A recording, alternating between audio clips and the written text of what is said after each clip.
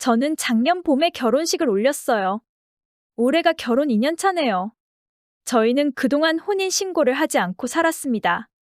그 이유는 저희 남편이 다들 기피한다는 홀어머니의 아들이거든요. 무조건 홀어머니를 둔 아들과 결혼하면 안 된다는 건 아니지만 주변 얘기를 들어보면 문제가 꼭 생기더라고요. 홀어머니들은 아들을 남편처럼 생각한다고요. 그래서 연애 때부터 고민이 많았어요. 그래서 결혼을 포기할 생각까지 했습니다. 근데 남편이 저를 설득하면서 했던 얘기가 자기는 둘째라 제가 하는 걱정들이 해당이 없대요. 위로 형이 계시거든요. 결혼한 형도 있고 이미 며느리도 있으니 자기한테까지는 엄마가 그렇게 연연하지 않을 거다라는 게 남편 주장이었어요. 근데 말뿐인 남편을 덜컥 믿기도 뭐해서 혼인신고를 하지 않고 살고 있었던 겁니다. 남편의 말이 진실인지 알아보는 시간을 갖기로 하고 그 기간은 쌍방합의를 통해 3년으로 정했어요. 그 기간 동안은 피임도 하기로 했고요. 이게 부모님들 세대에선 이해할 수 없을 것이라 판단했기에 양가 부모님께는 알리지 않기로 했습니다. 일단 남편과 저희 친정 사이에 위기는 없었어요. 위기가 있으면 이상할 수준이긴 해요. 저희 부모님께서 사위는 백년손님이라고 엄청 잘해주셨거든요.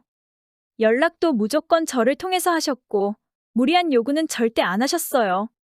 남편이 불만이 있었는지는 모르겠지만 서로 불만이 있으면 얘기하기로 했거든요. 불만을 표출한 적은 없으니 불만이 없었다는 거겠죠? 근데 시댁은 분위기가 조금 달라요. 저희 부모님께서 사위가 백년 손님이라고 생각하신다면 시어머니께선 며느리는 시댁의 종이라고 생각하시는 것 같았어요. 남편과 결혼해서 사는 동안 위기가 몇 번 있었습니다. 시어머니께서 며느리를 살짝 함부로 대하시는 경향이 있어요. 그나마 저는 얼굴을 본 지 얼마 되지도 않았고 서로 어색한 게 있었거든요.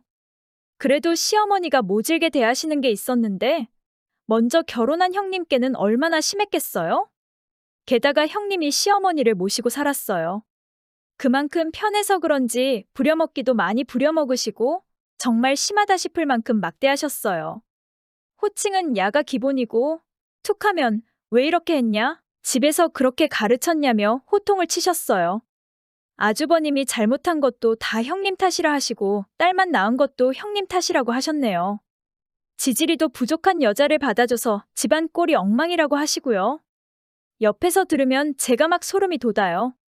나한테 저런 식으로 말씀하시면 못 참을 것 같은데 형님은 그걸 다 듣고 넘기셨어요. 제게 하는 소리는 아니라고 해도 말하는 거 보면 어떤 사람인지 뻔히 보이잖아요. 정말 상종도 하기 싫은 사람이요.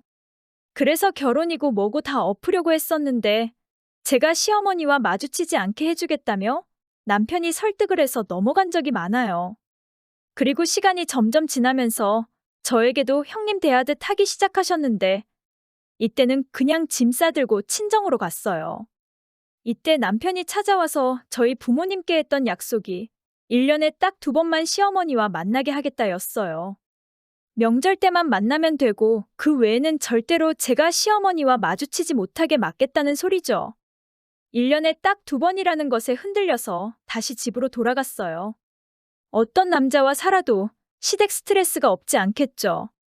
그렇다면 시댁 식구들을 변화시키겠다는 허무맹랑한 소리를 하는 남자보다는 만날 수 있는 자리를 최대한 막겠다는 이 남자가 낫겠다 싶었어요.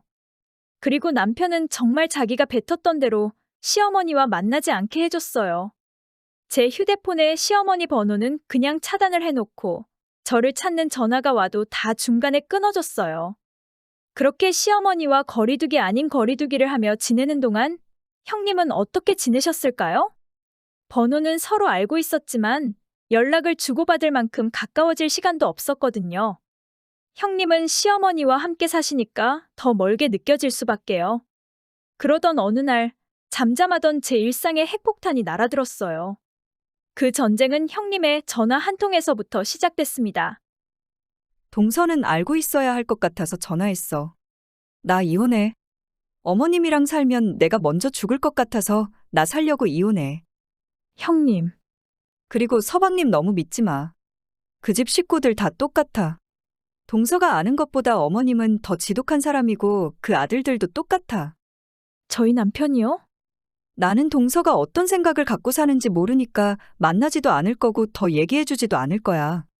이 얘기를 믿던 말던 동서 자유지만 동서는 똑똑한 사람이잖아. 그러니까 나처럼 당하고 살지 마.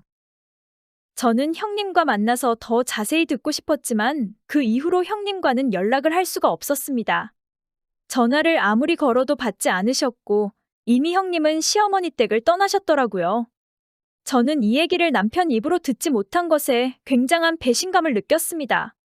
오래전부터 얘기가 나왔을 터인데 남편은 그때까지도 제게 어떠한 한마디도 안 했으니까요.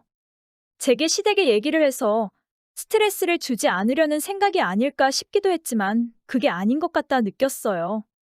여자의 촉이랄까요? 결국 제가 먼저 남편에게 물어볼 수밖에 없었어요. 형님 이혼하신다며? 왜 말 안 했어? 괜히 우리 집 얘기 들으면 스트레스 받을까 봐 그랬지. 그래도 이런 건 얘기해야지. 우리한테도 영향을 끼칠 수 있는 얘기잖아. 아니야, 우리랑은 상관없어. 형수님이 문제가 많아서 그래.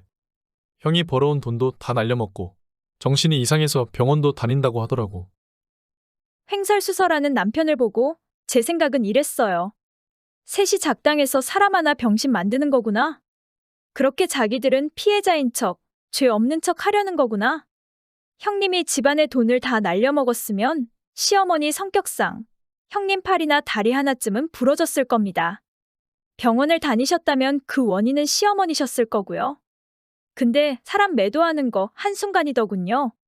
심지어 이런 말들을 한 게 다른 사람도 아닌 제가 믿던 남편이라는 것에 굉장히 충격을 받았습니다. 저는 이 일을 그냥 넘길 수가 없었고 시어머니와 부딪혀 일을 크게 만들어야겠다 싶었어요. 그래서 처음으로 제가 먼저 시어머니께 전화를 드렸습니다. 어머님, 저예요. 너 전화 잘했다. 안 그래도 너네 집 찾아가려고 했었는데. 형님 이혼하신다면서요. 안 그래도 그것 때문에 말이다. 이제 난 이 집에 정 떨어져서 더 이상은 여기 못 살겠다. 너희 집에서 살아야겠다. 저희 집으로 오신다는 말씀이세요? 그래, 장남이랑만 살라는 법 있냐? 우리도 가족 아니냐? 저 아직 어머님하고 가족 아니에요. 저희 혼인신고도 안 됐고 어머님하고 저는 아직 남남이에요. 뭐? 혼인신고가 안 됐다고? 어머님 말씀 들으니 잘했다 싶네요. 아들 돌려드릴 테니까 같이 사세요. 더 이상 시간 끌 것도 없겠다. 남편에게 헤어짐을 통보했어요. 누구의 말이 진실인지 판단할 필요가 없어졌어요.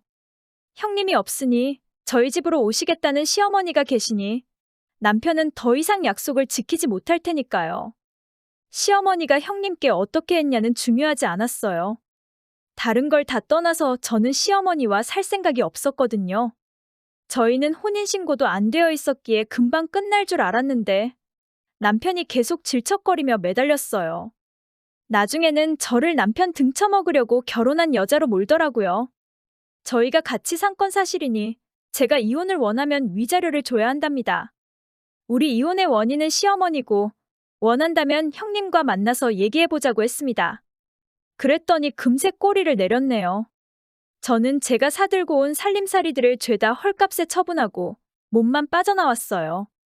터무니없는 값에 처분하느라 손해는 컸지만 제 인생 구제한 값이라 생각하기로 했습니다. 친정 부모님은 제 얘기를 들으시고 기절하실 뻔 하셨어요. 엄마가 쓰러지시는 걸 아빠가 겨우 잡으셨죠. 일단 혼인신고를 안 했다는 것에 1차로 놀라시고 저희 시어머니 얘기를 듣고 2차로 놀라셨죠. 그리고 혼도 났어요.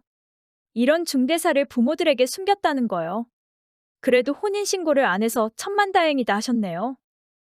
제가 남편과 헤어졌다는 걸 형님께 알려드리고 싶었는데 결국 형님께 연락이 닿지 않았어요. 신호음이 가는 것으로 봐서는 번호가 살아있다 판단하고 문자 한 통 남겼습니다. 형님 덕분에 제 인생 구제했다고 감사한다고 적었어요. 물론 답장은 없었지만 형님이 보셨을 거라는 생각이 들었어요. 형님께 감사하면서도 힘드실 때 따뜻한 말 한마디 건네지 못했던 게 너무 후회스러웠어요. 형님은 친하지도 않은 저 생각해서 마지막까지 도와주고 가셨는데 말입니다.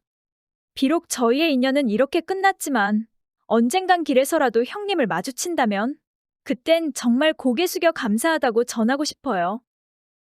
이 정도면 나름대로 잘 해결이 됐다고 생각해요. 3년이라는 시간 내에 이런 사건이 터져줘서 다행이었죠. 당분간은 남자에 대한 생각이 없을 듯 합니다. 할 수만 있다면 과거로 돌아가서 결혼하려는 저를 말리고 싶네요. 하지만 그럴 수는 없으니 남은 인생이라도 제대로 살아보려고 해요. 제 결혼 생활은 망했지만 다들 좋은 인연 만나서 행복하시길 바랍니다.